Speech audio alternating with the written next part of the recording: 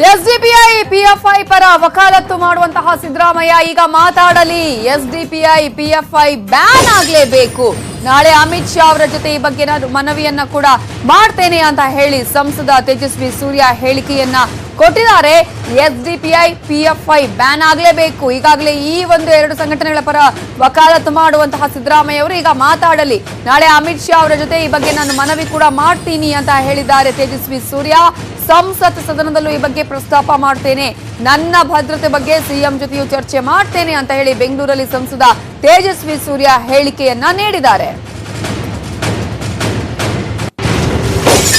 Ban ಆಗಬೇಕು ಅನ್ನುವಂಥದ್ದೇ ನಮ್ಮ ಆಗ್ರಹ. ಇನ್ನೂ ಹೊಸದಾಗಿ ಸಾಕ್ಷ್ಯಾಧಾರಗಳು ಬಂದಿದೆ. ರಾಜ್ಯ ಸರ್ಕಾರ ಅದಕ್ಕೆ ಶಿಫಾರಸ್ ಮಾಡಬೇಕು, ಕೇಂದ್ರ ಸರ್ಕಾರವು ಅದನ್ನ ಬ್ಯಾನ್ ಮಾಡೋದಕ್ಕೆ ಕ್ರಮ ತಗೊಳ್ಬೇಕು ಅನ್ನುವಂಥದ್ದು ನಮ್ಮ ಮನವಿ. ಅದಾಗತ್ತೆ ಅನ್ನುವಂಥ ನಂಬಿಕೆ. ಸಿದ್ದರಾಮಯ್ಯನವರು 1500ಕ್ಕೂ ಹೆಚ್ಚು ಕೇಸ್ಗಳನ್ನು ಅವರನ್ನ ಡ್ರಾಪ್ ಮಾಡಿಸಿದ್ರು.